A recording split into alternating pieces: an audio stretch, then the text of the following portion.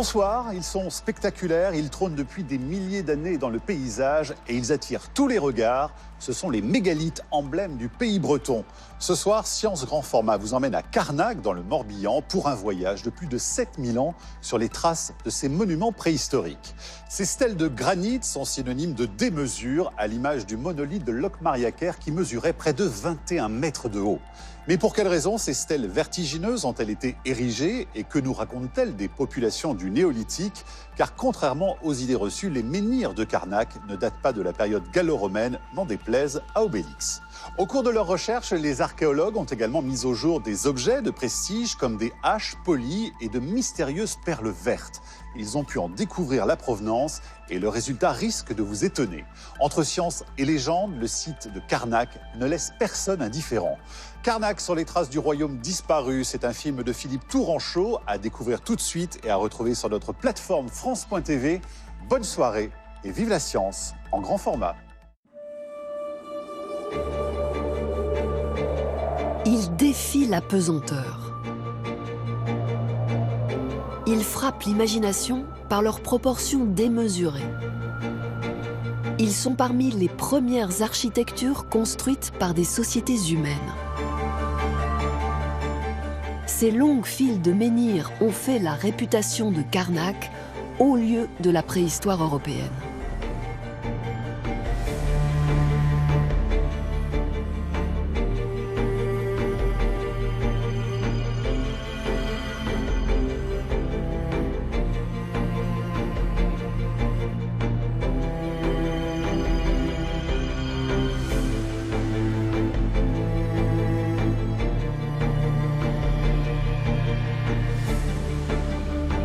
À Carnac, la multitude de stèles procure une impression si étrange qu'elle continue de questionner les archéologues. Pourquoi autant de pierres dressées? Les recherches scientifiques les plus récentes ont identifié des dizaines de nouveaux alignements de menhirs, dont certains gisent sous la mer. Que s'est-il passé à Carnac? Pourquoi, au néolithique, les hommes ont-ils érigé ici de gigantesques monuments funéraires à la gloire de dignitaires aussi puissants que les pharaons? Au cœur de ces imposants tumulus, les découvreurs ont exhumé des trésors extraordinaires. Aujourd'hui, les archéologues mettent au jour de nouveaux vestiges. Dotés des techniques les plus sophistiquées et épaulés par l'archéologie expérimentale, les scientifiques tentent, à partir d'indices souvent infimes, de percer les zones d'ombre qui subsistent encore. Sommes-nous face à la naissance d'une civilisation? Avec les chercheurs de nombreuses disciplines, nous allons remonter le temps. Nous allons dresser pour la première fois le portrait le plus fidèle de cette société unique qui a rayonné et disparu brutalement au cœur de la Bretagne. Oublié depuis plus de 7 millénaires, se dessine un monde mystérieux, un moment décisif de notre histoire, aux conséquences irréversibles.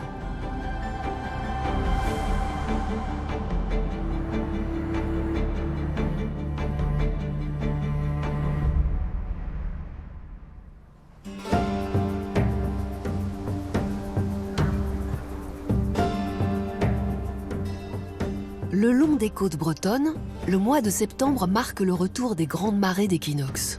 Ce moment unique où la mer à marée basse se retire très loin des côtes révèle des paysages habituellement immergés le reste de l'année. Sur une des plages de Saint-Pierre-Quiberon, Agnès Balzer, géologue en sciences marines, est venue compléter ses relevés cartographiques. À vol d'oiseau, nous sommes à une dizaine de kilomètres de Carnac et surprise malgré les apparences, même ici, les menhirs abondent. Un repère qui est extrêmement intéressant, c'est le repère de l'ours de Kerbouniac, on l'appelle. Donc c'est une bouée sud ou nord. Elle fait un repère extrêmement intéressant pour nos alignements de menhirs, donc ils sont en gros à nord 108, ça y est j'y suis, et je cherche des cailloux posés. Alors posés pourquoi? Parce que c'est l'homme qui les a posés. Et là, typiquement, voilà, en voilà un. Donc pour vérifier qu'il est vraiment, qu'il ne fait pas partie de l'affleurement, je vais regarder vraiment en dessous quel est le contact avec le platier rocheux qu'on voit là. Et oui, on voit qu'il n'y a pas de jonction avec l'affleurement en dessous. Donc là, voilà. En voilà un de menhir, pas forcément très très joli, mais en tout cas, voilà à quoi il ressemble.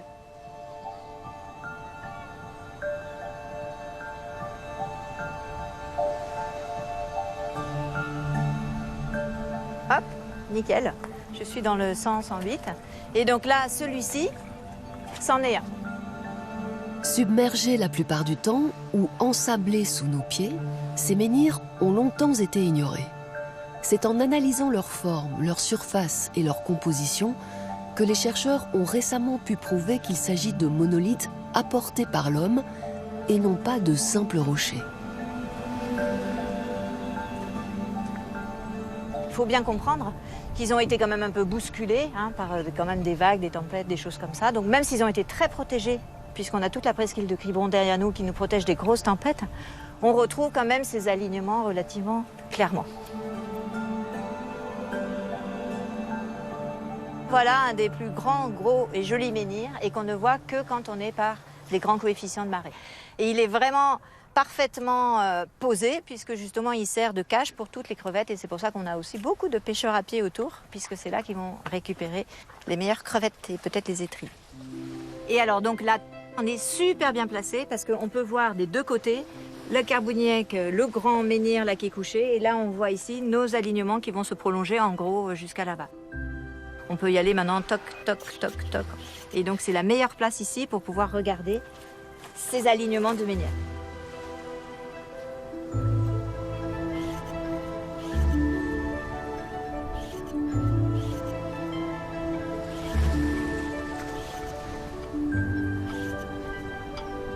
Au moment des grandes marées, entre le rivage et la pointe de la plage de Kerbouniek, les scientifiques ont dénombré près de 80 monolithes. Un décompte qui a augmenté depuis que les spécialistes multiplient les plongées.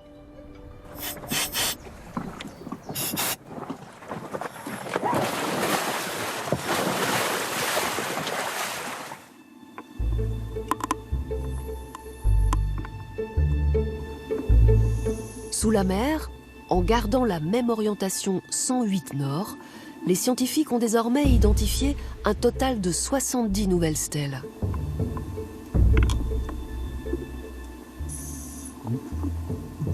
La grande majorité d'entre elles se situe entre 3 et 5 mètres de profondeur.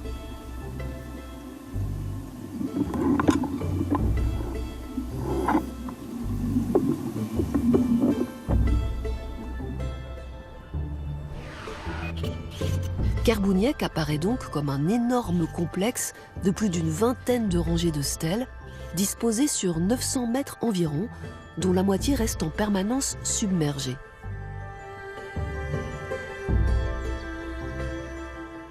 Et les découvertes récentes ne s'arrêtent pas là.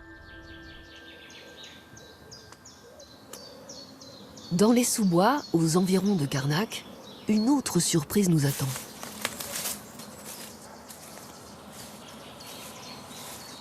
Nous la devons à l'archéologue Christian Obels, qui scrute en permanence chaque pouce de terrain. Alors, lorsque j'ai découvert ce site, je l'avais signalé comme possédant seulement 48 monolithes. Et après dégagement complet, j'en ai répertorié 157. La majeure partie, en fait, était enfouie sous l'humus végétal, qui offre le gros inconvénient de cacher les blocs, mais en même temps de les protéger.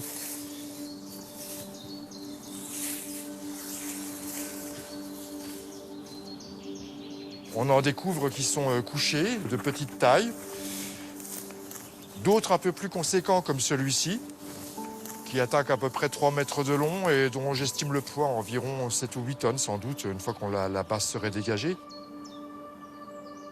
Alors ça peut surprendre de les voir couchés, mais on ne doit pas oublier que d'abord ce sont des architectures qui sont extraordinairement anciennes. Et comme elles sont aujourd'hui en contexte forestier, évidemment, les arbres en poussant en ont fait chuter un grand nombre.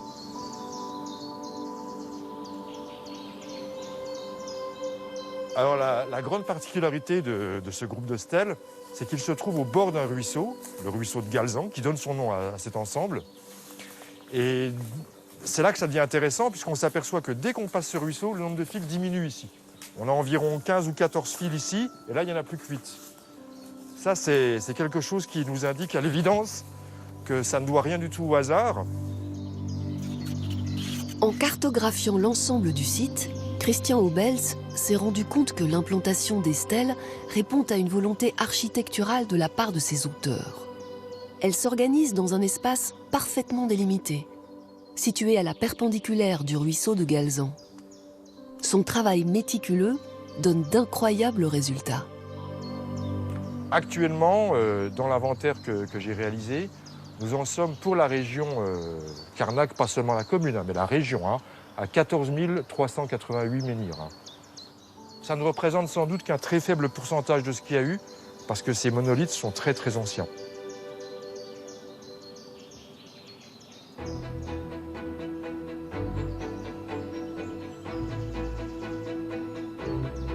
Retrouver un nombre aussi important de stèles bouleverse la réflexion scientifique. Un changement d'échelle apparaît. Serge Cassen, un des plus grands spécialistes de Carnac, travaille sur le sujet depuis des années.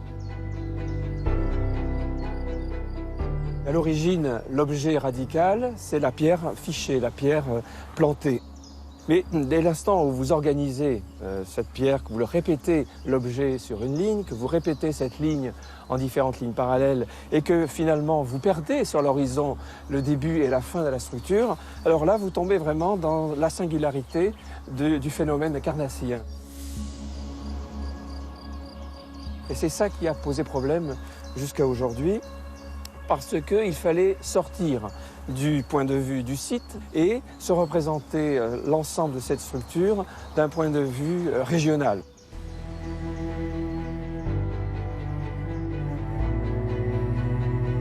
Le phénomène carnasséen est en effet démesuré, unique.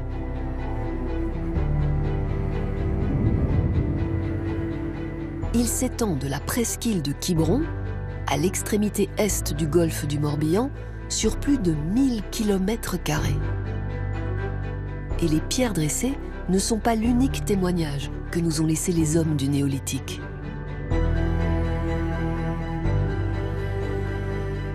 Aux alentours de la ville de Carnac, le regard du promeneur se pose immanquablement sur le clocher de la chapelle qui coiffe une immense butte.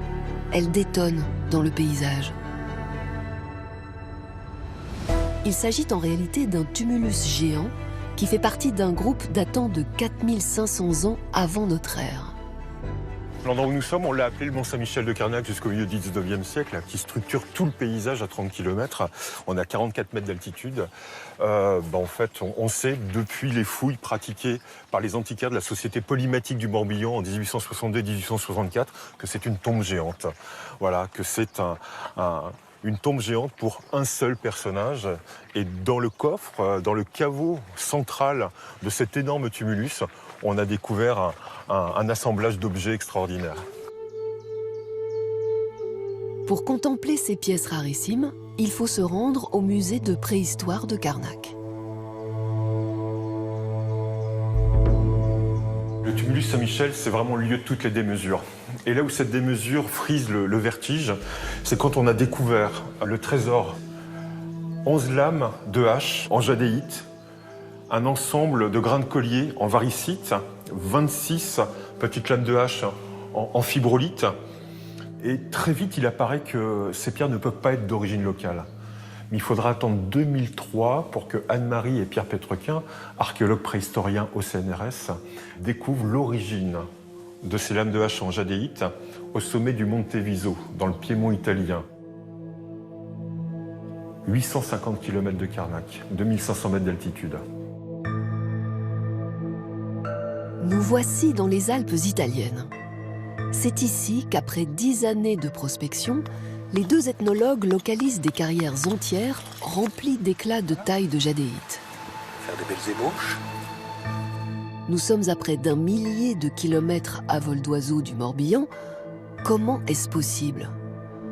Autre surprise, ces dépôts situés à haute altitude ne sont accessibles qu'à la belle saison et à plusieurs journées de marche des premiers villages néolithiques. Cette découverte révolutionnaire va balayer l'image de sociétés considérées comme simples et évoluant sur des territoires limités. Au 5e millénaire avant notre ère, des milliers d'ébauches de haches vont parvenir à Karnak. Ce royaume attire toutes les richesses.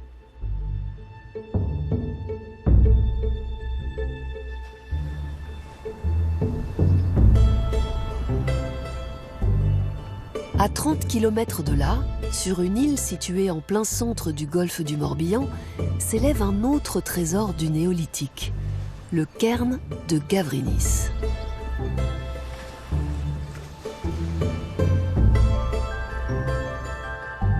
Dans ce tombeau, les dalles qui forment les parois du couloir sont ornées d'un répertoire de symboles sculptés. Parmi eux, des représentations de haches polies, identiques à celles retrouvées dans le tumulus Saint-Michel. Ici, le talon pointu, avec une perforation. Le talon continue, s'élargit, on arrive au tranchant. Ce ne sont pas des haches usuelles ou communes qui sont représentées, qui sont gravées sur ces stèles. Leur forme, leur minceur les éloignent d'un usage pratique pour abattre des arbres, par exemple. Ce sont vraiment des objets qui permettaient de passer d'un monde à l'autre, qui sont efficaces symboliquement aux mains de certaines personnes, et en l'occurrence le roi mage, le roi divin, tel qu'on peut l'imaginer pour le néolithique, sur lequel fusionne à la fois le pouvoir politique et le pouvoir religieux. Pour l'archéologue, ces pierres sacrées, objets de pouvoir entre les mains d'une élite, fournissent un indice précieux sur la possible émergence d'une véritable civilisation autour de Karnak, au 5e millénaire avant notre ère. En Morbihan, ces haches sont destinées à être repolies sans cesse, très certainement dans le cadre de cérémonies ou de rituels religieux. Ces objets, en fait, dépassent leur valeur d'usage pour accéder au rang d'objets extraordinaires. Dès leur origine, les techniques de façonnage sont exclusives, réservées à l'obtention de ces pièces extraordinaires. Pour vous donner une idée, l'expérimentation nous montre qu'il faut une trentaine, cinquantaine d'heures de travail pour obtenir une hache polie d'abattage, de travail. Là, on est plutôt dans des volumes d'heures qui se comptent en centaines, voire en milliers d'heures, avec des formes très spécifiques, des profils tellement aplanis qu'ils ont probablement perdu 75% de leur masse d'origine. Si je prends la petite lame de hache de Kéram, on est dans une recherche de symétrie qui frise la perfection, des tranchants légèrement élargis qui entraînent des difficultés de façonnage insoupçonnées, et avec un poly à glace, c'est-à-dire qu'elle reflète la lumière du soleil. Je peux me voir dedans. La provenance des perles vertes en varicite va également poser problème aux chercheurs. Certains spécialistes pensaient qu'elles étaient originaires de Panecée, une carrière située dans la région nantaise. Qu'en est-il réellement ?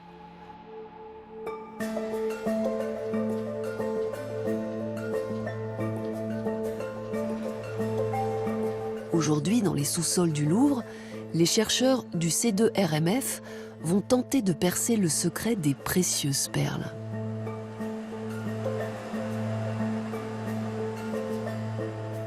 Ils ont à leur disposition l'outil d'analyse comparative le plus précis et le plus rapide du monde, l'accélérateur de particules Aglaé.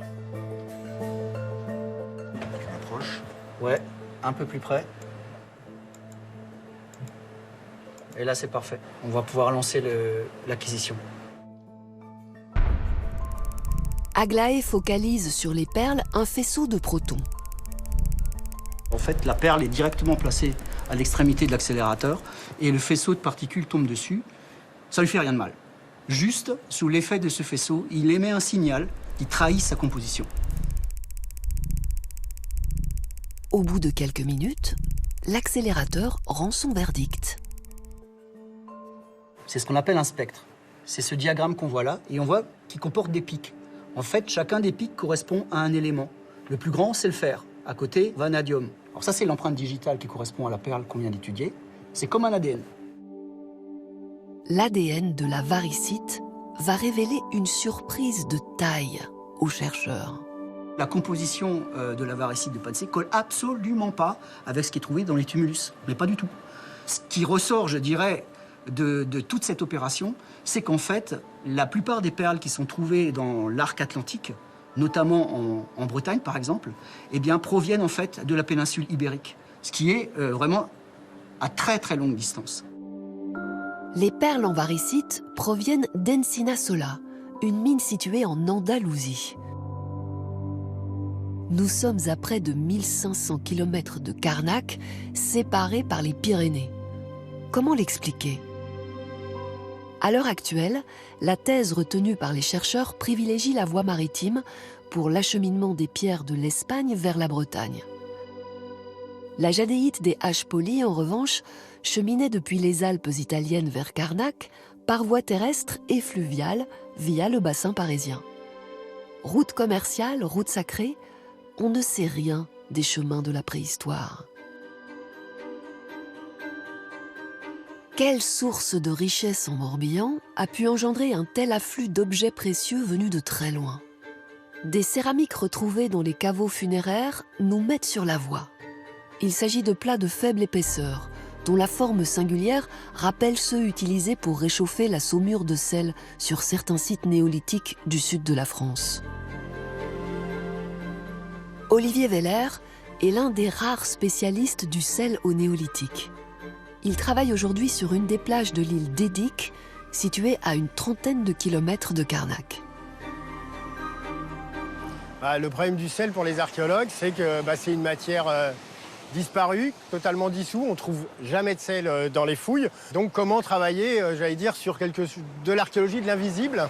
Et donc ce qu'on a fait, c'est qu'on a travaillé sur tous les types de techniques qui pouvaient exister à travers le monde.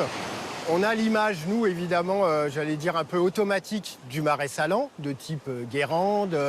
Voilà, donc on voit le paludier, ses cristallisoires. Et en fait, c'est pas du tout ce qu'il faut imaginer. Tout d'abord, les premiers marais salants qu'on connaît, c'est l'époque romaine. Et on n'a aucune trace de système d'évaporation solaire qui fait intervenir non seulement le soleil, mais aussi le vent. On n'en a aucune trace avant. Donc pour les époques plus anciennes, il faut chercher autre chose. Et l'hypothèse qu'on a aujourd'hui, c'est une technique qui existait en France, qui a disparu au 19e siècle, qui est la technique du lavage de sable salé. Sur l'île d'Edic, Olivier Weller a identifié des paysages propices à la récolte du sel. Ce qu'ils vont chercher, c'est des zones très protégées, avec des plages très très planes, des pentes très faibles, où la mer pénètre de façon très lointaine à l'intérieur de la plage et vient, ce qu'on a dit, mouiller le sable en haut d'estran au moment des grandes marées. Et on va récolter ce sable quand il sera bien sec. Et quand on verra apparaître à la surface des petites efflorescences, ce sable-là, on le récolte, on le récupère. Et ce qu'on va faire, c'est le lessiver. Les sables récoltés sont, dans un premier temps, lessivés avec de l'eau douce dans des fosses ou dans de grands paniers munis de filtres. Ensuite, le liquide récupéré décante dans de nouveaux contenants. À l'issue de cette opération, cette saumure est 7 fois plus concentrée en sel que l'eau de mer. Elle peut alors être cristallisée par évaporation, soit solaire, soit sur un foyer de cuisson. Ce que faisaient les néolithiques, probablement, ce n'est pas seulement du sel, mais c'est des objets en sel. C'est des pains de sel, un peu à l'image de l'or en lingots. D'abord, ça marque identitairement la population qui le produit, c'est-à-dire que si ce pain de sel va à 200 km, atteint le bassin parisien, par exemple, qui n'a pas de sel, on saura, en voyant la forme, d'où il vient. Un peu à l'image de nos fromages aujourd'hui, qu'on reconnaît que par la forme. Ce sel, en fait, est avant tout une forme de stockage de la richesse et un bien d'échange privilégié. Un peu à l'image des paléomonnaies qu'on peut connaître dans les pays africains ou en Océanie il y a encore pas si longtemps. La richesse du royaume de Karnak reposait donc sur l'extraction et le commerce du sel. Mais qui étaient ces hommes capables d'un tel savoir-faire? Sur cette même île d'Édique, les archéologues Marthe et Saint-Just-Pécard vont faire une découverte de premier plan. Nous sommes entre 1928 et 1934. Alors que les sols très acides de la région du Morbihan sont reconnus pour dissoudre les ossements humains, la famille Pécard va exhumer des dizaines de squelettes intacts conservés dans une rare couche archéologique de sédiments calcaires. Plus extraordinaire encore, l'intégrale de cette découverte a été filmée en 16 mm, ce qui fait de ce film le premier documentaire scientifique au monde consacré à la préhistoire. Par la suite, les analyses vont prouver que les archéologues ont mis au jour une nécropole des derniers chasseurs-cueilleurs du Mésolithique. Ce peuple, installé dans la région depuis longtemps, va être le témoin de l'arrivée, autour de Karnak, des premiers agriculteurs-éleveurs. Nous sommes entre 5500 et 5000 avant notre ère, à une époque charnière, sans doute la plus importante de toute l'histoire de l'humanité. Cette histoire prend ses racines au Proche-Orient, il y a 10 000 ans, à une époque où les hommes cherchent à occuper de nouveaux écosystèmes aptes à la culture et à l'élevage du bétail. Ces groupes en fait d'agriculteurs et d'éleveurs qui sont en Anatolie, qui sont néolithisés depuis plusieurs millénaires, ils vont mettre le pied d'abord en Thessalie en traversant le Bosphore, et puis on va avoir vraiment deux courants d'expansion en Europe. D'abord sur les côtes méditerranéennes, avec peut-être une progression même par voie maritime, une progression saltatoire en saut de grenouille, comme on dit, qui va les emmener jusqu'à la région de Valencia, à peu près en Espagne. Donc ça, on est au début du 6e millénaire avant Jésus-Christ. Et puis on a un courant en fait qui va investir les grandes plaines européennes, avec des adaptations un peu plus longues à effectuer, parce qu'on change vraiment d'écosystème, et donc il faut adapter progressivement les cultigènes et les animaux à ces environnements. On va avoir une espèce d'incubateur, si vous voulez, dans la grande plaine hongroise jusqu'à 5006-5007. Et ensuite, on va avoir une expansion qui va être relativement rapide, qui va partir en gros de la Hongrie et qui va finir jusqu'à la région de Brest assez rapidement. L'ouest de la France va faire une espèce de synthèse de tout cet ensemble, et le pôle carnassien va être probablement la grande expérience de synthèse de ces pratiques et de ces modes de vie néolithiques. Quand les premiers objets magiques, en quelque sorte, comme la hache polie, les animaux également nouveaux, comme les caprins, les moutons, vont arriver, le désir, les convoitises qu'ils suscitent vont générer des bouleversements au sein de la société. Ce sont des objets, ce sont des animaux, ce sont des idées, ce sont des techniques qui vont être appropriées par un ensemble de personnes qui sont ces fameux chasseurs-cueilleurs, qui sont certainement ici en forte densité.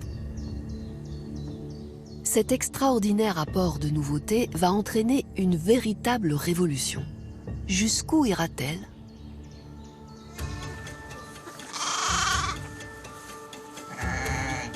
Pour la première fois de son histoire, ici à Karnak, l'homme va transformer radicalement l'espace dans lequel il vit.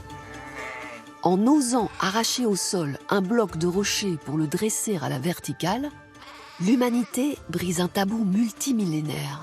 Elle ose toucher la terre dans son essence même. Mais qui dit mégalithe dressé, dit carrière. Or, sur le terrain, l'archéologie est confrontée à un problème demeuré longtemps insoluble. Les chantiers d'extraction et de mise en œuvre des blocs n'ont laissé aucune trace. Cyril Chéniaud nous amène sur l'un des rares affleurements encore en place dans la région de Karnak. Alors on a vraiment ici une formation géologique tout à fait caractéristique, avec ces grandes aiguilles de granit qui sortent, avec des pentes qui peuvent aller de 30% jusqu'à la verticale, souvent orientées vers l'est. Et on voit effectivement que ces affleurements sont déjà prédécoupés naturellement. Et là, on voit très très bien qu'on a plusieurs menhirs en puissance. Alors petit détail amusant, cette aiguille de granit a commencé à être décollée en fait, du reste de l'affleurement. Voilà, cet écartement n'est pas naturel. Et donc on a probablement déjà fait jouer des jeux de levier pour pouvoir l'écarter. Et pour pouvoir conforter le jeu qu'on avait gagné, on va faire glisser comme ça des pierres interstitielles à l'intérieur de la faille jusqu'à le décollement complet en fait, du bloc. Souvent avec les enfants, je dis que les architectes néolithiques étaient rentrés dans une immense boîte de Lego. En fait, et les petits cubes étaient déjà prédécoupés dans le paysage. Un autre très bel exemple d'un affleurement, témoin de ces paysages pré-mégalithiques. On a ici une lame, une deuxième lame, mais ici on voit parfaitement en fait, les stigmates d'un arrachement d'une grande lame en fait, qui devait monter ici. Voilà, c'est tout à fait symptomatique de ce qu'on appelle une face d'arrachement. Il a très vraisemblablement fourni les blocs du champ de menhir qui se trouve à 200 mètres de nous. Une fois les blocs extraits, quelle technique était utilisée pour les tracter et les dresser? Les chaînes opératoires utilisées à Carnac atteignaient certainement un degré d'élaboration digne des meilleurs ingénieurs, car l'exploit technique est aussi de faire en sorte que cette forme incongrue et improbable tienne debout pour l'éternité. 1, 2, 3. Allez, on y va.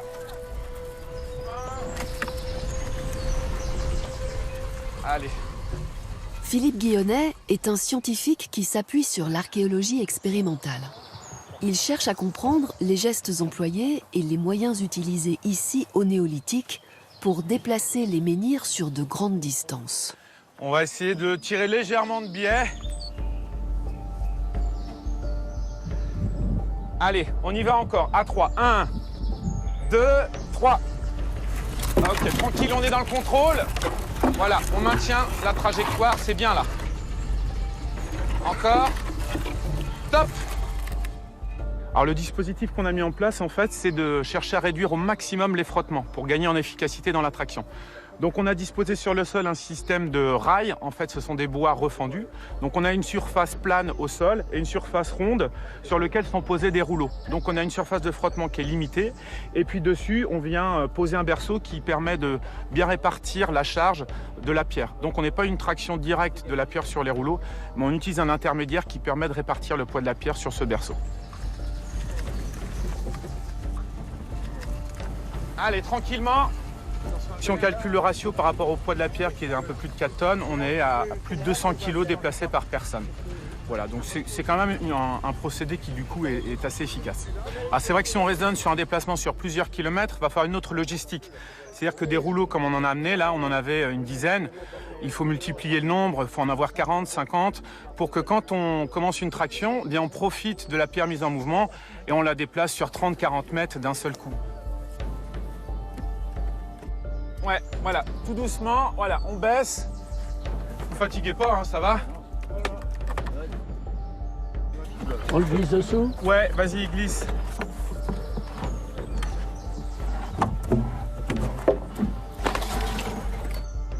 C'est le plus dur, en fait, le travail au démarrage. Donc, il y a un effort qui va être assez conséquent à fournir. Par contre, bien évidemment, on ne va pas arriver à l'amener directement à la verticale et à l'arrêter, hein. C'est pour ça que de temps en temps, je vais vous couper un peu dans votre élan de traction. Mais quand je vous coupe dans l'élan, ça ne veut pas dire que vous relâchez, sinon la pierre, elle retombe. On y va tranquillement. 1, 2, 3. Dans ce chantier collectif, l'expérience de manutention est conditionnée par le recours au cordage qui, il y a 7000 ans, devait être en fibre végétale. Pour le dressage, l'équipe va faire appel à un système de transfert de force vieux comme le monde. La chèvre en bois.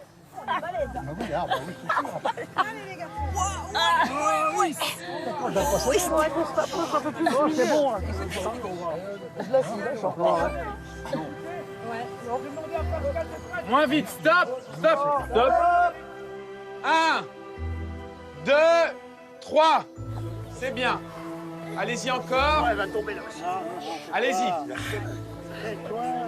Stop. Ok. On est presque au point d'équilibre. Là, vous ne devez plus fatiguer, là. Ok.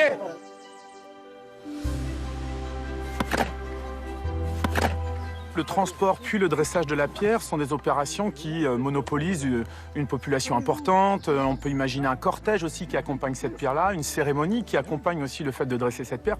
Donc il y a toute une émulation de la société autour de cette opération. L'idée des néolithiques, c'est probablement de créer quelque chose qui se voit dans le paysage. Le fait de dresser la pierre, ça va créer un point de repère dans cet espace que l'on organise, que l'on structure et qui va être visible, on peut l'imaginer en fonction des paysages plus ou moins ouverts, visible de loin.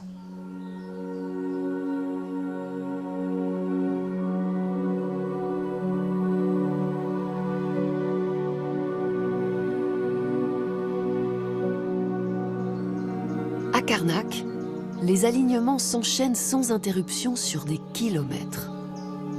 Le Mennec, Kermario, Le Magno, Kerlescan, ces 4 lieux désormais distincts forment au néolithique une structure unique, démesurée. Aujourd'hui, l'évolution du paysage est telle que cette vision globale est impossible à percevoir. Au XIXe siècle, on est surpris de voir ce que décrivent les anciens explorateurs. Des gens comme Prosper Mérimée ou Victor Hugo vous écrivent un paysage littéralement pelé.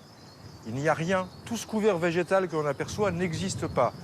En conséquence, ils ont une visibilité exceptionnelle sur la nature et sur la géographie de l'ensemble et sur les autres monuments qui sont à la périphérie. Par exemple, ici, nous ne sommes qu'à peine à 900 mètres du plus grand tumulus de l'ouest de la France, le tumulus Saint-Michel, qui se trouve là, mais que l'on n'aperçoit plus aujourd'hui du fait de cette arborescence assez outrancière depuis l'abandon des terres agricoles. Et de ce fait, on a perdu la fonction que pouvaient avoir ces groupes de stèles qui servent une véritable barrière, une véritable frontière symbolique entre, d'une part, le monde de l'océan, que l'on découvre pas très loin d'ici, après quelques petites vallées, le terrain redescend jusqu'à l'océan, et d'autre part, ce monde que l'on apercevait, car cette végétation n'existait pas, qui se trouve au nord de Carnac et qui est un océan de tumulus, de tombes individuelles, mais également d'innombrables petits champs de menhirs qui arpentent la campagne en quantité prodigieuse. Et les anciens voyaient tout ça.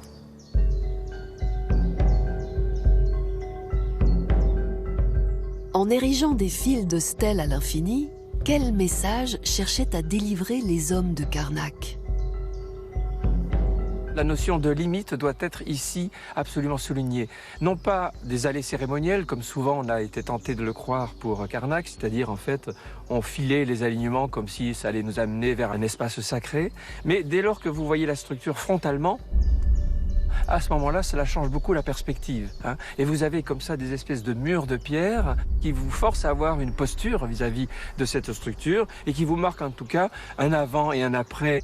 Et puis qui joue sur cette notion de passage, de transition entre les mondes, puisque le passage peut être réel, mais il peut être également idéal pour des âmes, pour des esprits de la surnature. Limite physique, transition entre 2 mondes, les archéologues poursuivent leur travail d'interprétation. Cette société naissante reste encore très mystérieuse.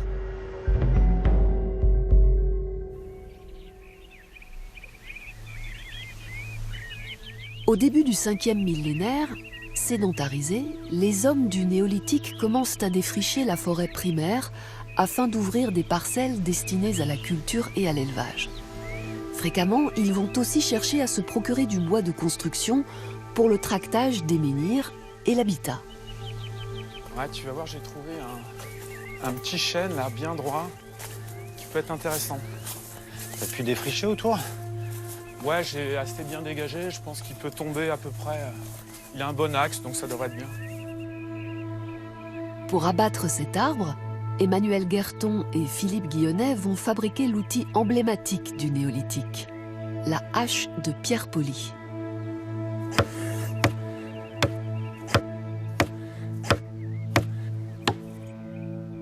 Je suis en train de débaucher toute la tête du manche qui se situe juste là. Donc là, j'essaie vraiment de supprimer toute la partie qui est en trop de ce côté-là.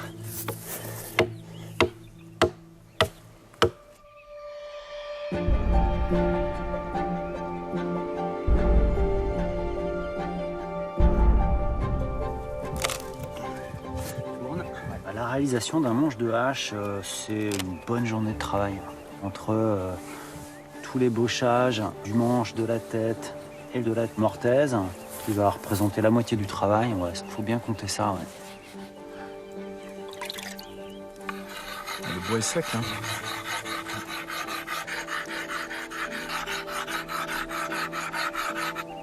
C'est bien ça. Signe d'une grande ingéniosité, la taille du manche obéit à une règle précise. Une extrémité, la partie qui doit recevoir la lame, est ventrue, le reste est profilé. Un travail d'une grande adresse qui s'apparente à de la sculpture.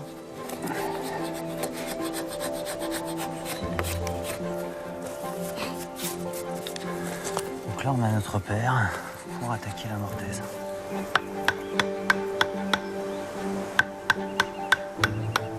Finalement, le travail des archéologues a livré énormément de matériel, que ce soit dans les champs, juste par l'intermédiaire de lames comme ça qui ont été retrouvées par millions, quoi. Et puis, plus rarement, dans les lacs, les fleuves, les rivières, on a retrouvé des manches. Donc on sait à peu près à quoi ressemblaient ces outils-là, même si ça doit être une part infime de la diversité qui devait exister.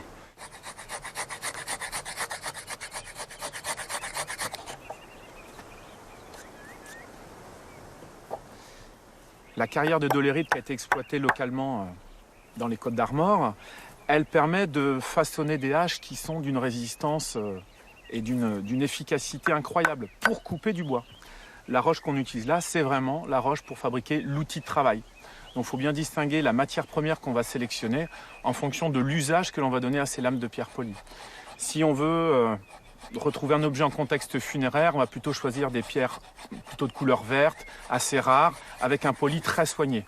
Là, nous, on a simplement besoin d'une roche résistante et d'un tranchant fonctionnel.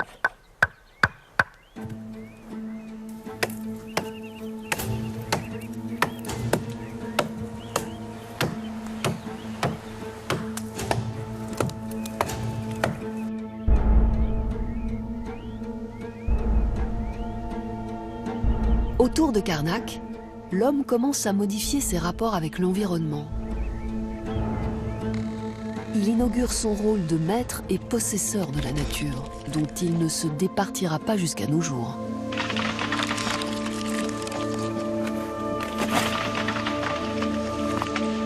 Quelle était l'importance des cultures mises en place par ces premiers agriculteurs-éleveurs ? Aujourd'hui, les palynologues sont en mesure de répondre à cette question avec précision. Ces chercheurs recensent et analysent les pollens piégés au fil des millénaires dans des couches géologiques anciennes.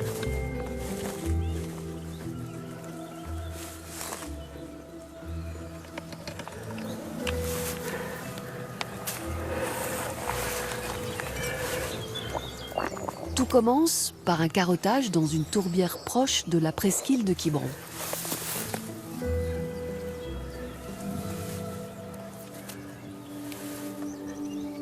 La carotte, elle se lie de la base au sommet. La base, c'est les périodes les plus anciennes. Le sommet, c'est les périodes les plus récentes. Okay ? Sur cette carotte-là, la base remonte au néolithique. Et puis, dans cette série de carottes, on va faire des saucissonnages, on pourrait dire des tranches, dont on va étudier le contenu des pollens pour remonter l'histoire de la végétation des temps néolithiques au temps de l'âge du bronze.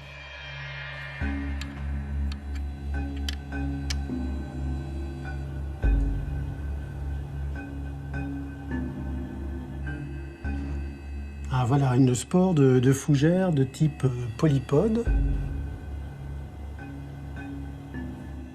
Voilà, donc là on a un ensemble intéressant avec un pollen de chêne, ici, avec des sillons, une membrane externe un peu grumeleuse. Et puis ici, un pollen de bouleau, avec 3 pores tout à fait caractéristiques.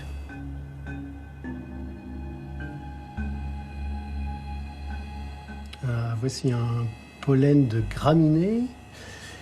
Donc c'est une sphère, là il y a quelques plis dessus, et puis elle est caractérisée par un pore entouré d'un anneau. Il est loin d'être le seul dans la préparation. Il y en a vraiment beaucoup dans ce que j'observe là. C'est une preuve d'ouverture de ce milieu forestier à base de chênes et de noisetiers. Donc il y a à l'évidence dans ce qu'on aperçoit dès maintenant une ouverture qui est la conséquence des agro-pastoraux. La remontée dans le temps ne s'arrête pas là. Dans certains foyers culinaires, situés sous des monuments, des ratés de cuisson apportent des précisions supplémentaires sur les espèces mises en culture. Il s'agit de graines carbonisées de plantes domestiquées, de céréales et de légumineuses, et nous renseignent directement sur le type de culture qui a été faite par ces sociétés et évidemment l'alimentation végétale de cette époque-là. Ces graines de céréales ancêtres de nos blés actuels sont une preuve de la présence d'une mosaïque de petits espaces cultivés dans la région de Carnac. Ils étaient certainement ponctués d'habitations similaires à nos fermes du Moyen-Âge. Chez les agro-pasteurs, la construction d'une habitation en bois est le fruit d'un savoir que les hommes se transmettent de génération en génération. Ainsi, les archéologues supposent que les poteaux de fondation et la charpente étaient le plus souvent ligaturés entre eux.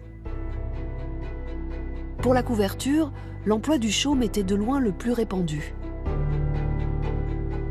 Dans ce type d'habitat d'une quarantaine de mètres de longueur, les chercheurs estiment qu'une vingtaine de personnes devaient y vivre.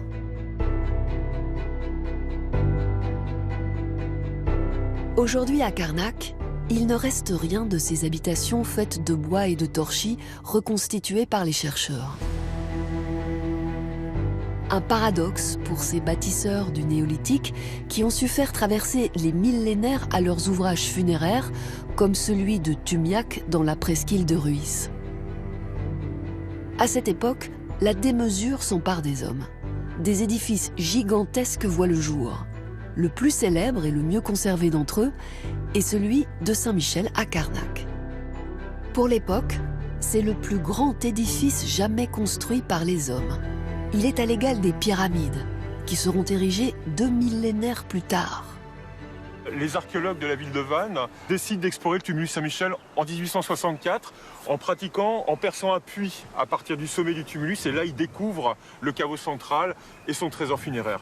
Et il faudra attendre 40 ans pour que Zacharie Le Rouzic reprenne une exploration de l'ensemble du monument entre 1900 et 1906. Et là, il va pratiquer différemment.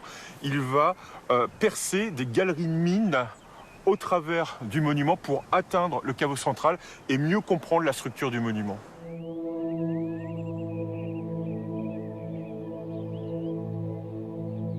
C'est vrai que la butte actuelle rend peu justice à la complexité de l'architecture du monument d'origine.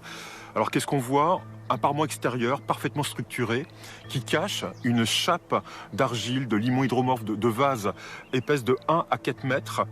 Et il semble bien que cette couche de vase a pour fonction d'étanchéifier la structure centrale. Un noyau de pierre long 90 mètres de long, 6 mètres de haut, qui lui-même en fait cache le tout petit caveau central de 5 mètres carrés qui accueille la dépouille du défunt. Combien de temps a-t-il fallu pour construire ce monument dédié à un personnage unique? Et à quoi peut bien ressembler le tombeau d'un roi qui a su mobiliser tout un peuple pour l'ensevelir?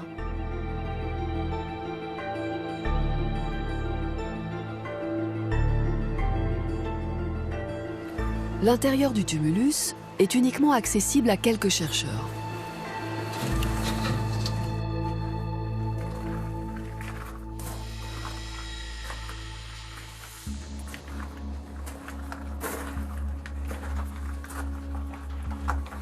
Avant de rejoindre la chambre funéraire, il faut parcourir les 50 mètres d'un long couloir sombre et humide construit au début du XXe siècle.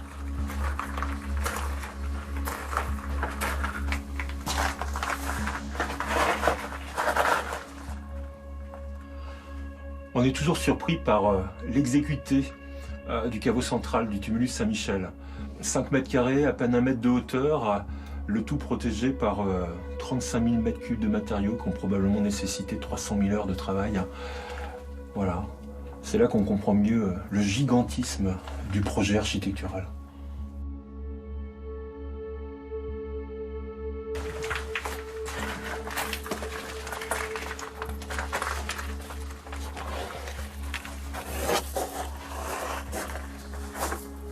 En 1864, les techniques de fouille n'existent pas encore. Pour autant, la relation qui nous est faite de cette première exploration du caveau central du tumulus Saint-Michel est extrêmement précise. Les archéologues donc découvrent au centre du caveau le corps d'un seul individu, allongé. Les objets qui constituent ce viatique extraordinaire ne sont pas directement au contact du corps. Ils sont disposés autour et à distance du corps, dans une forme de mise en scène, puisque certaines des lames de hache sont plantées tranchant vers le ciel. On a l'impression qu'il ne s'agit pas d'une parure individuelle, mais bien d'un trésor que l'on a déposé dans le cadre d'un système de pensée qui nous échappe très largement, malheureusement.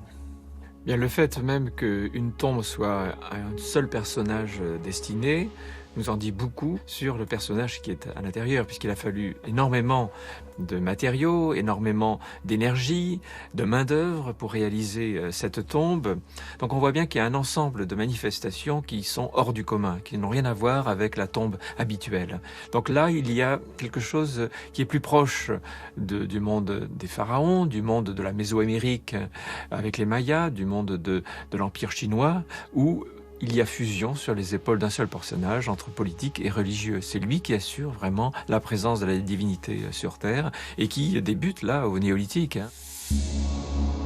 Le monde de Karnak, cet épisode unique du néolithique, structuré autour d'une élite, est en pleine évolution. D'autres constructions majestueuses vont voir le jour. À quelques dizaines de kilomètres du tumulus Saint-Michel se dresse un autre modèle d'architecture funéraire monumentale. Le dolmen à couloir, parfois recouvert sous une structure de pierre sèche, le cairn. Celui de Petit-Mont à Arzon est l'un des édifices les plus emblématiques du golfe du Morbihan.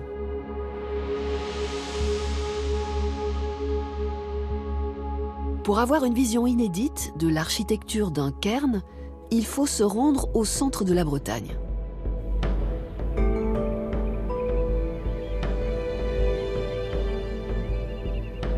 À Carhaix, sur une butte à l'écart de la ville, l'archéologue Florian Cousseau fait en 2019 une découverte exceptionnelle. Avec son équipe, il met au jour un cairn de 120 mètres de long, édifié au début du 4e millénaire. Vous voyez très bien à la partie droite une petite déformation du sol et qui correspond au cairn qui s'est effondré, qui s'est notamment étalé sur les côtés. Et ce que l'on voit à gauche, c'est nos interventions depuis maintenant 3 ans où on va chercher les parois, les chambres, les dolmens au sein de cette butte.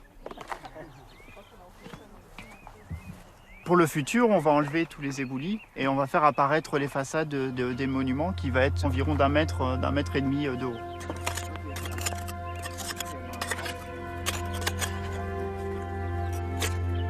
L'exploration du cairn de Gouasser ne fait que commencer. Les fouilles dureront certainement plus d'une dizaine d'années. D'ores et déjà, elles laissent présager des découvertes rarissimes, car 4 chambres funéraires ont déjà été identifiées. Notre objectif principal, c'est de comprendre l'architecture du cairn. On voit le bord de la chambre ici, le mur. Ici, on a le couloir qui a une orientation vers le sud-est. Et notamment, on a ici une table de couverture qui venait recouvrir le couloir qui est en place ici. Donc, il y a 1 mètre. Normalement, il y avait 1 mètre de vide en dessous et actuellement, on marche dessus. Ensuite, la chambre se poursuit ici, dans cette zone-là, et s'arrête ici. Alors, on est quasiment sûr d'avoir des éléments qui vont être conservés dedans, parce que notamment, la voûte en encorbellement est venue sceller les niveaux funéraires et les dépôts qui ont été déposés avec les corps, c'est-à-dire des haches polies, des vases qui vont être présents à l'intérieur ici. Pour comprendre l'incroyable savoir-faire des architectes du néolithique, nous pénétrons avec l'archéologue à l'intérieur d'une chambre funéraire à Encorbellement, réplique de celle qui est actuellement fouillée à Gouasser. On est dans un dolmen où il n'y a pas de grosses pierres. Ils ont utilisé principalement des petits blocs pour construire cette chambre. On a d'abord la base de la chambre ici, avec une paroi verticale, paroi circulaire qui donne un plan circulaire. Et à partir de ce gros bloc que vous voyez ici, on a la voûte en encorbellement qui se met en place, avec notamment des blocs qui, à chaque assise, dépassent en longueur de environ 1/3 pour venir fermer petit à petit la voûte en encorbellement. Et dès qu'elle est un peu petite, avec un diamètre faible en haut, on vient mettre une dernière dalle, qui est une sorte de dalle de couverture. Ici, on a un volume qui est très haut et on peut s'y mettre debout.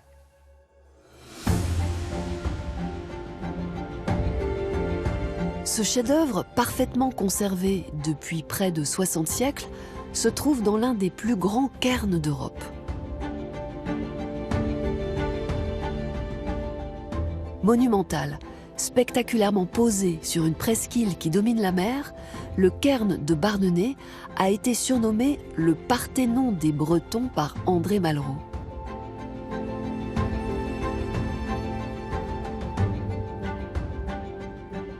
Le cairn est un rescapé d'une époque récente, celle où un entrepreneur qui avait besoin d'empierrer une route avait confondu l'édifice avec une carrière de pierre.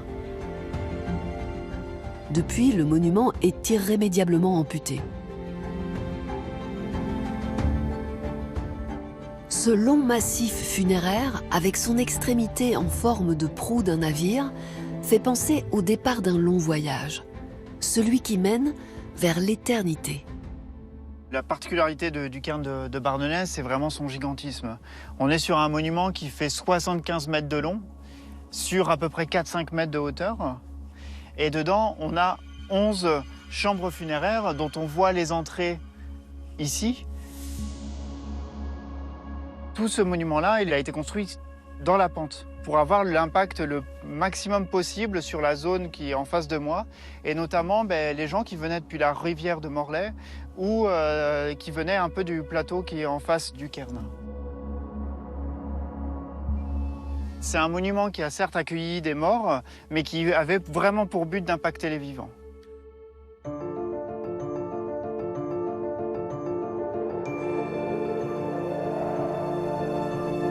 À Carnac, la multitude de stèles et de monuments a très tôt été perçue par les populations comme des anomalies dans le paysage. Le poids des légendes a longtemps attribué leur construction aux fées, aux Corrigans, avec un mythe central, celui de Saint Cornélie, pétrifiant la Légion romaine.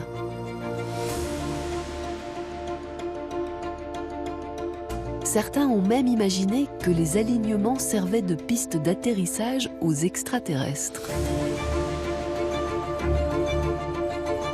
Ces ensembles sont désormais interprétés par les chercheurs comme de véritables architectures préhistoriques. Ces derniers ont acquis la certitude d'être face à une société de bâtisseurs, structurée et en pleine évolution. L'endroit le plus emblématique de cette révolution est le site de Locmariaquer, situé sur une presqu'île à l'entrée du golfe du Morbihan.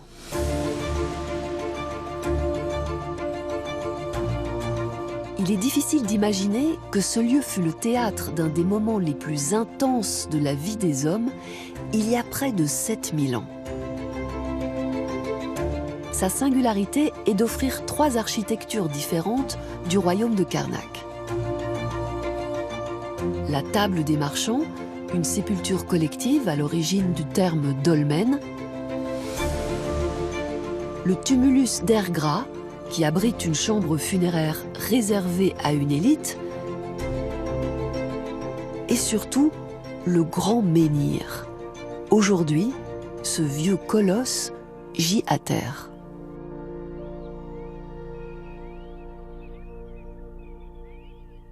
Nous sommes face à 4 gros fragments d'un même monolithe qui est Un monolithe extrait dans une roche qui s'appelle l'orthogneiss, qui vient de la presqu'île de Rhuys, à une dizaine de kilomètres d'ici. Et ces 4 fragments présentent la particularité d'être travaillés entièrement sur toutes les faces. Et la rencontre de ces faces laisse apparaître une arête rectiligne que l'on voit ici sur ce fragment, mais que l'on devine également sur l'autre fragment, mais dans la partie supérieure, puisque ces 2 fragments coïncident. Les cassures d'ailleurs au passage, vous le voyez, sont très nettes. Il n'y a aucune marque de mortaise qui pourrait plaider en faveur d'une section volontaire au néolithique. Non, toutes ces cassures sont entièrement naturelles. Donc probablement que ce monolithe s'est brisé en tombant au sol. Donc on a peut-être ici, au milieu du 5e millénaire, la preuve d'un de ces séismes qui ne sont pas fréquents dans la région, mais qui arrivent, puisque au XIIIe siècle, Vannes a été en grande partie détruite par un séisme de cette nature. Aujourd'hui, la technologie permet de reconstituer le monolithe tel qu'il était à l'origine. Une fois dressé, celui que l'on considère comme le plus grand menhir d'Europe mesure près de 21 mètres de haut pour un poids estimé à près de 300 tonnes. Comment ne pas être pris de vertige quand on sait que cette pierre fut déplacée sur plus de 10 km et qu'elle a dû certainement être transportée sur l'eau pour arriver ici? Et ce menhir recèle d'autres secrets.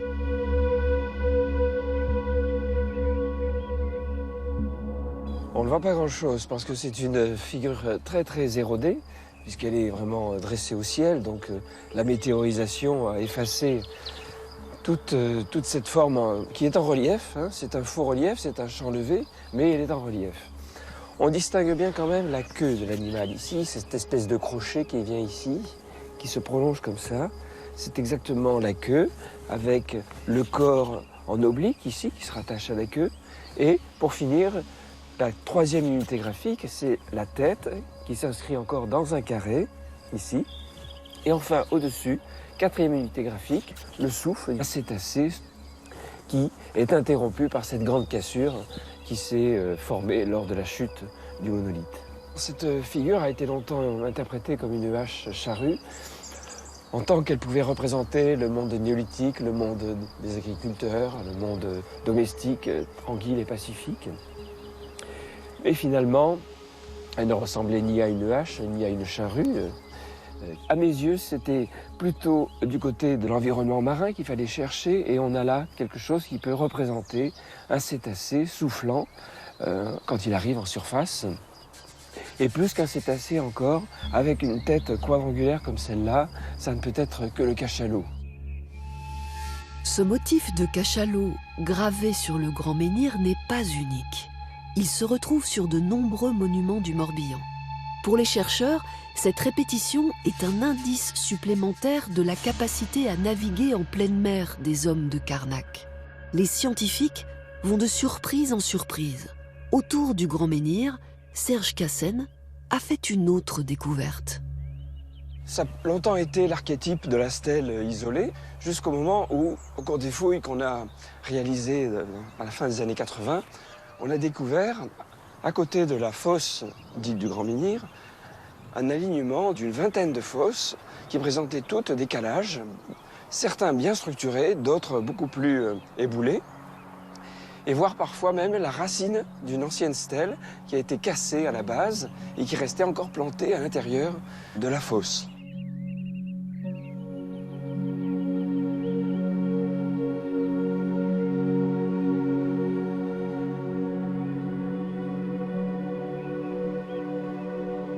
Que sont devenues ces stèles prolongeant l'axe du Grand Menhir? Longtemps, les chercheurs ont buté sur cette question.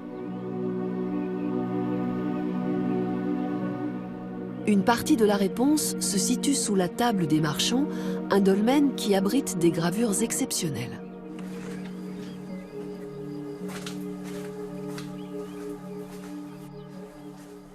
Ce qui fait la réputation de ce monument, c'est la dalle de couverture, qui est aussi une dalle en orthogneiss, comme les grandes stèles, comme le Grand Menhir, et qui, là, présente une hache emmanchée, très bien conservée, avec sa lame polie, ici, son manche crossée.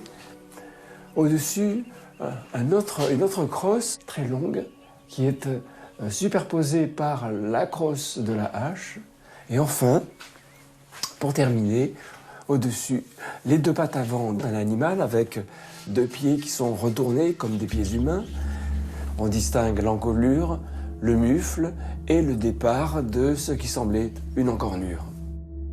Mais où est passé le reste de l'animal ?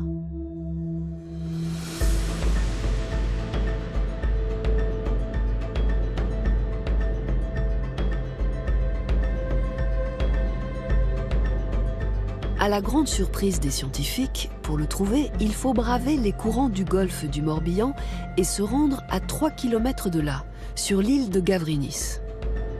Au début du 4e millénaire, à la même époque que la table des marchands, les hommes construisent à Gavrinis un cairn monumental. Depuis une cavité artificielle creusée à l'aplomb de l'édifice, on peut admirer la dalle de couverture qui recouvre le dolmen. Donc on va découvrir maintenant les animaux. À commencer peut-être par le caprin, le grand caprin, dont on voit uniquement ici les cornes, les deux cornes recourbées, la tête étant là-bas, le dos étant visible juste en bordure de cette cassure. Alors au-dessus, nous avons un grand bovin avec là encore des encornures qui sont parallèles, qui se terminent de manière divergente, et un mufle également, qui est très proche du mufle du caprin de Locmariaquer, avec le train avant qui est très endommagé, mais qui est quand même lisible. Au-dessus des deux animaux se dresse, ici aussi, la gravure d'un cachalot. La nature de la roche, le dessin de la ligne de brisure et la gravure incomplète de l'animal indiquent que la dalle de couverture de Gavrinis et celle de la table des marchands sont les deux fragments d'une seule et même stèle. Elle se dressait autrefois à côté du grand menhir, en 3e position dans l'alignement. Une incroyable découverte. Sur cette stèle reconstituée, le positionnement des animaux ne doit rien au hasard. Il y a une opposition d'orientation, déjà, entre le cachalot qui est seul à se diriger vers la droite, alors que les animaux et les objets s'opposent dans l'autre sens. Il y a une opposition également entre les animaux domestiques. Autrement dit, le caprin est en avant du bovin. Ils auraient pu le graver sur la même ligne, sur le même axe. Non. De même, la hache est en avant de la crosse. Cette petite analyse structurale nous donne déjà une espèce de hiérarchie entre les objets et les animaux, et puis une division entre ce qui vient de la mer et ce qui est l'ensemble terrestre. Autour de Karnak évolue une société où la représentation artistique tient une place prépondérante. À Gavrinis, l'œuvre que nous ont laissée les graveurs est d'une importance exceptionnelle. Avec ses ornements, cette tombe à couloir est un pur chef-d'œuvre de l'art préhistorique. La longueur de sa structure d'accès, près de 13 mètres, est unique. Toutes les parois latérales, le plafond et le sol sont constitués de blocs monolithiques juxtaposés, une rareté.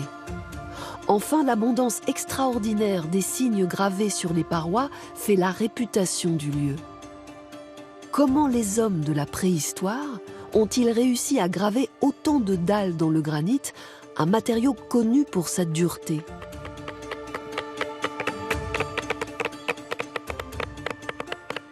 Marie Vourch et Cyril Chéniaud se sont intéressés à la gravure avec une approche scientifique expérimentale où chaque étape de travail est chronométrée pour ensuite être comparée à la réalité archéologique. Première étape, le surfaçage d'une stèle. Alors les percuteurs que nous utilisons, ils ont été retrouvés en contexte archéologique. Voilà, donc sur des sites emblématiques comme la table des marchands, on a retrouvé en fait des percuteurs qui présentaient des traces de travail. Ces percuteurs du néolithique sont en quartz. C'est simplement ni plus ni moins que les pierres les plus dures qu'on trouve dans le Morbihan. Si on ne le fait pas, on risque de se retrouver avec de très graves désordres au moment de la gravure, de gros éclats, ce qu'on appelle des crevés de gravure. Et évidemment, ça peut entièrement tuer l'ensemble du programme. Et en fait, ce qu'on a découvert, en tout cas ce qu'on a mis en évidence, Marie et moi, au cours de l'expérimentation, c'est qu'en fait, toutes les surfaces gravées qu'on connaît dans le Morbihan, en fait, avaient été préparées. Le travail du granit repose avant tout sur la maîtrise du geste. Il y a une chose qui fait aussi mal aujourd'hui qu'à la préhistoire, c'est la tendinite. Et donc, ils ont probablement, nos ancêtres, trouvé les mêmes solutions que nous pour ne pas se blesser, pour pouvoir travailler, développer des efforts sur le temps long. En fait, on ne met pas de force dans le geste. On utilise la gravité, le rebond du percuteur. Quand on le lâche, ça rebondit. Et le résultat, c'est qu'on n'a pas besoin de se blesser en fait, au niveau de toute la chaîne articulaire. Et comme ça, on peut graver pendant très longtemps. Une fois le surfaçage réalisé, les deux expérimentateurs vont continuer la gravure d'un fac-similé de stèle. L'extraordinaire dalle L6 du couloir de Gavrinis. C'est pas nous qui décidons ce qu'on va graver, comme c'est une reproduction. Et du coup, il nous faut le dessin initial. Et puis la grande différence entre eux et nous, c'est que nous, on ne sait absolument pas ce qu'on est en train de graver, alors qu'eux, ils savaient parfaitement. Et donc nous, on a besoin d'un petit pense-bête.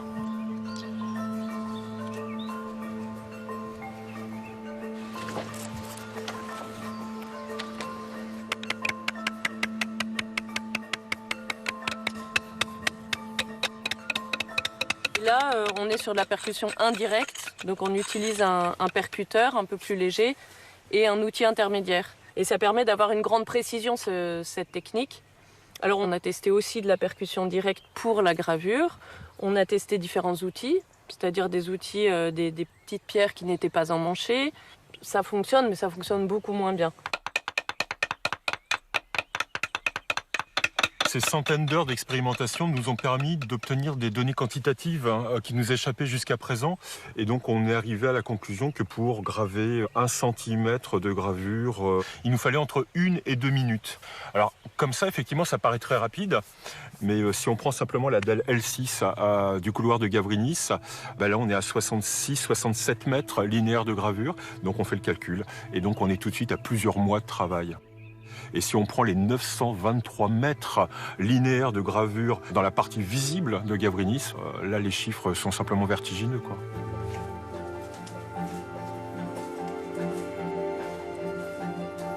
À l'intérieur du dolmen, le CNRS procède à l'inventaire photographique complet des stèles de Gavrinis. Le but est de pouvoir produire un modèle 3D qui va révéler des détails indétectables à l'œil nu.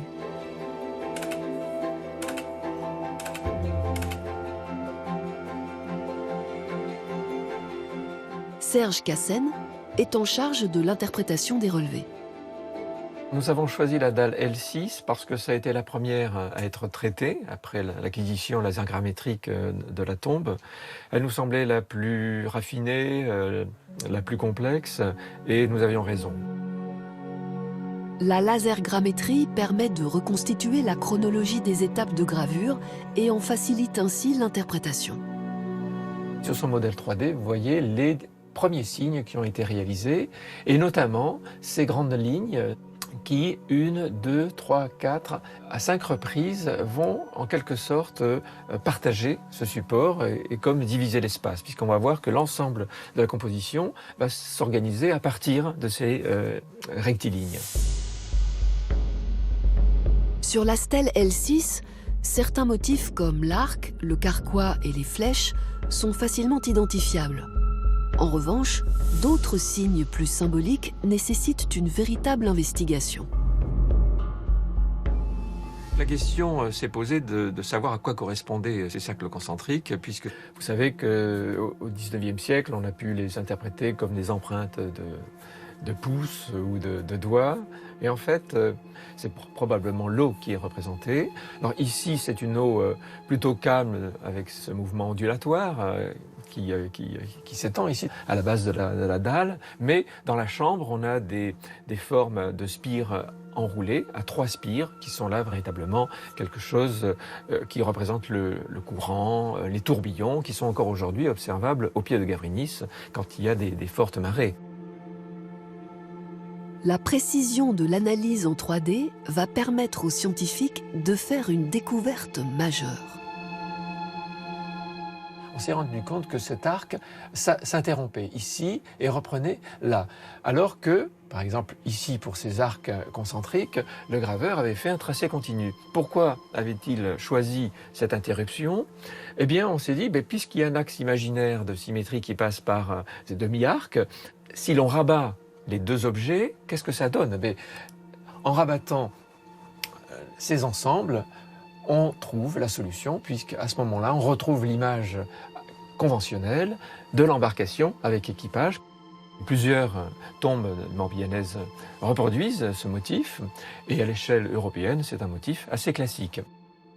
Il est certain que ces personnes ont maîtrisé une forme d'architecture navale, parce que pour transporter des lourdes charges telles que le grand menhir, les grandes dalles de la table et marchand, etc., où on parle là de 30 tonnes, 40 tonnes, 50 tonnes, jusqu'à 300 tonnes pour le grand menhir, ce ne sont plus des pirogues monoxyles, ce ne sont pas des radeaux qui sont utilisés, c'est vraiment des barges, en quelque sorte, indispensables si on veut déplacer des lourdes charges. Maîtrise de la navigation, construction monumentale, richesse de l'expression artistique vont contribuer à affirmer la puissance de Karnak. 5000 ans avant notre ère, le royaume étend son influence au-delà de ses frontières, toute une symbolique se répand en Europe de l'Ouest. Stèles, signes gravés dans la roche, haches en jade sont retrouvés très loin de l'épicentre morbihanais. Karnak est à son apogée. À 500 km de là, la forêt de Fontainebleau abrite des chefs-d'œuvre similaires à ceux de la région de Karnak.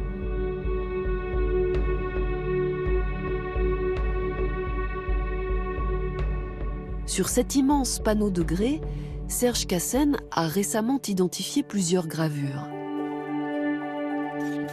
Une hache à manche crossée,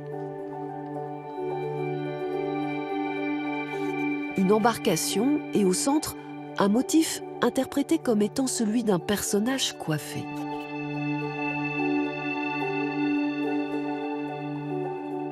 Probablement que cette vision du monde des artistes du néolithique était aussi complexe et raffinée que celle des peuples de l'Antiquité. Mais faute de témoignages écrits, elle reste aujourd'hui pour nous impénétrable. Bien entendu, si ce système de signes s'était développé avec peut-être une linéarité, on aurait pu atteindre des formes d'écriture, puisqu'on sait par exemple que dans l'Égypte pré-dynastique, bien avant les pyramides, il y a une civilisation néolithique qui développe sur ces céramiques, mais également en peinture sur des parois rocheuses, un ensemble de signaux qui sont assez proches, si vous voulez, de la grammaire du néolithique ouest européen, mais qui, au bout de 2 ou 3 siècles, vont commencer à codifier ces signes, et l'on voit se deviner dans certains décors céramiques des éléments, des hiéroglyphes qu'on va retrouver par la suite dans l'écriture. Donc on voit le processus continu se développer en Égypte, mais qui est interrompu ici dans l'ouest de l'Europe. Pourquoi l'invention d'une écriture n'a pu aboutir à Karnak? Pourquoi cette dynamique a-t-elle été rompue? Dans ce monde à son apogée, où une civilisation semblait sur le point d'éclore, un événement brutal va tout faire basculer. Au mois d'août 2007, en ramassant des coquillages dans la presqu'île de Quiberon, 2 touristes franco-écossais font une découverte incroyable. Ils mettent au jour de magnifiques haches polies en jade, plantées, le tranchant dirigé vers le haut dans une couche de vase argileuse. Placées volontairement en dehors de tout contexte funéraire, pourquoi une telle disposition de ces haches sacrées? À qui les hommes du néolithique voulaient-ils adresser un signal?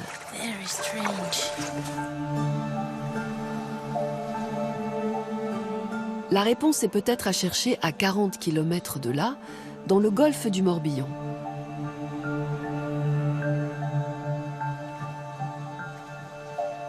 En face de Gavrinis, le minuscule îlot d'Erlanik est à juste titre considéré comme un des joyaux du mégalithisme armoricain.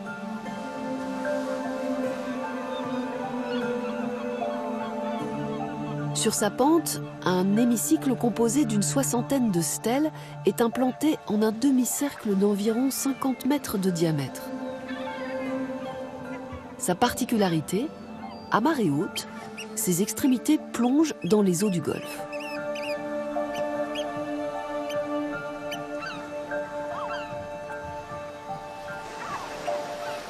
Selon la géologue en sciences marines Agnès Balzer, Erlanik est l'endroit idéal pour étudier l'évolution des niveaux marins. Ce golfe du Morbihan, il est vraiment connu pour tous ses mégalithes. Ça veut dire que d'un point de vue archéologique, on le connaît parfaitement et on sait à quelle période ont été installés tous ces mégalithes et ainsi de suite. Et donc ça veut dire que ça va nous donner, aux géologues marins, une chronologie qui est extrêmement précieuse.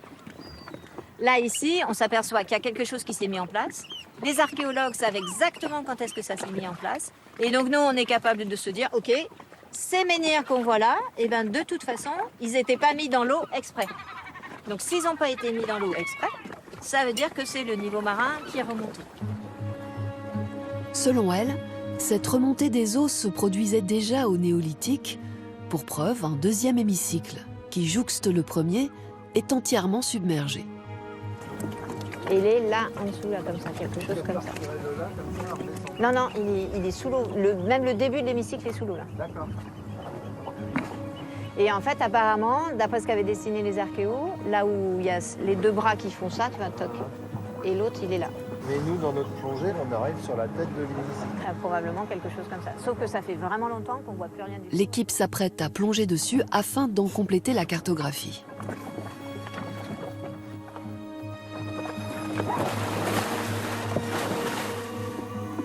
Plonger à cet endroit du Golfe est une opération hautement périlleuse.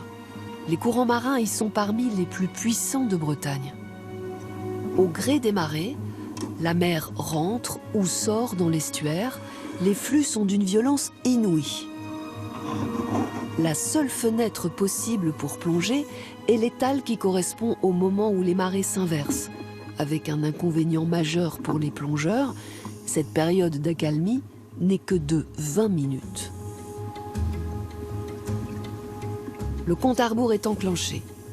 Première difficulté de la mission, délimiter à l'aide de cordages un périmètre à étudier dans un enchevêtrement inextricable de gorgones.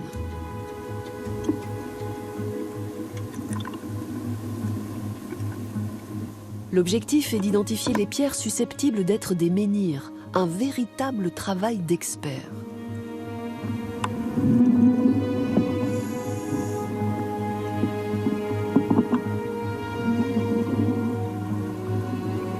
À chaque menhir retrouvé, les plongeurs relèvent son orientation, sa profondeur et sa forme. Mais très vite, les effets du courant se font de nouveau ressentir. Il est déjà l'heure de remonter. Dans ces conditions extrêmes, la cartographie complète de l'hémicycle immergé nécessitera de répéter l'opération de nombreuses fois.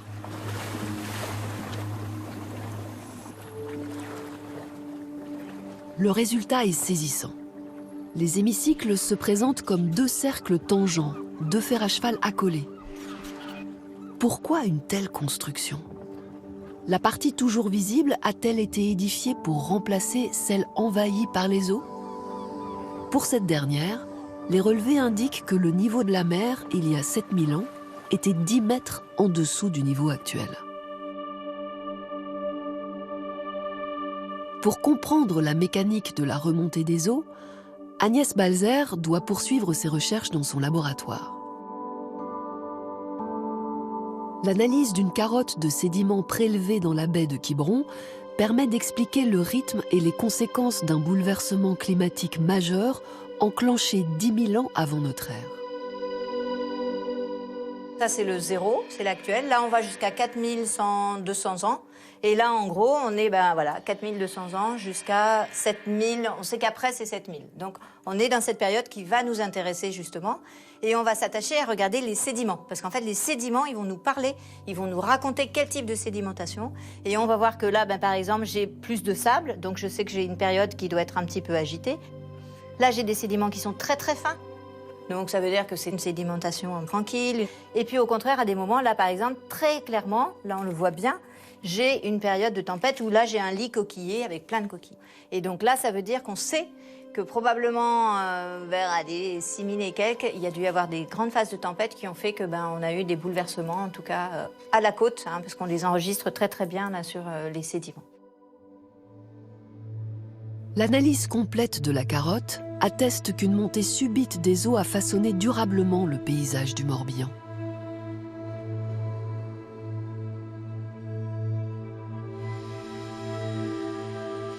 Ouate, Édic et Quiberon faisaient partie d'un même ensemble, comme un seuil avant, quand le niveau marin était plus bas, et l'eau restait stagnée à l'extérieur, l'eau marine, et à l'intérieur, tu avais plutôt une espèce de grande vasière, un truc un peu mollasson, voilà.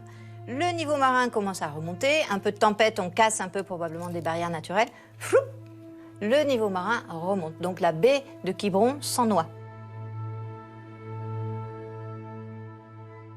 Il faut imaginer que le golfe du Morbihan, c'est la même chose. C'est une autre barrière qu'on va passer et hop, qu'on va en noyer. Et probablement tout d'un coup. C'est ça qui est impressionnant. Et surtout pour les néolithiques, peut-être que tout d'un coup, ils ont vu quelque chose qui arrivait très très vite. Et on peut le relier peut-être à ce qu'on a vu pendant Xynthia. C'est-à-dire que tout va bien et puis tout d'un coup, hop, on s'aperçoit qu'il y a une entrée quelque part et on change d'environnement de façon brusque. Voilà à quoi ressemblait ce paysage 5000 ans avant notre ère.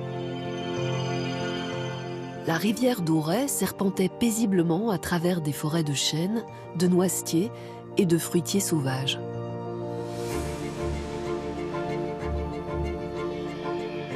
Plus en avant, le cairn de Petit-Mont surplombait une vasière qui s'étendait à perte de vue.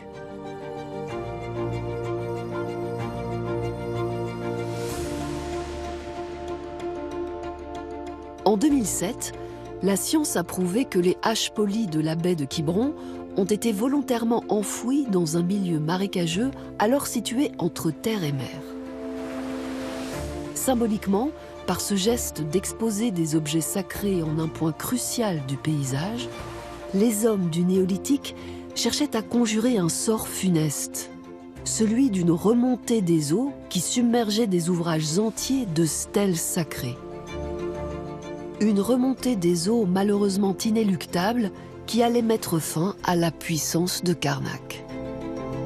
On sait que la mer remonte à un certain moment et ça a ennoyé totalement, entre autres, les systèmes de production du sel. Et donc, ces élites n'avaient plus les moyens en fait, d'alimenter les réseaux d'échange pour s'approvisionner en hache en jadéite, en perles en varicite. Et donc, c'est cette péjoration climatique synchrone d'une remontée du niveau marin qui fait en fait péricliter ces élites. C'en est fini de l'émergence d'une civilisation ancrée dans une région qui concentrait richesse et créativité.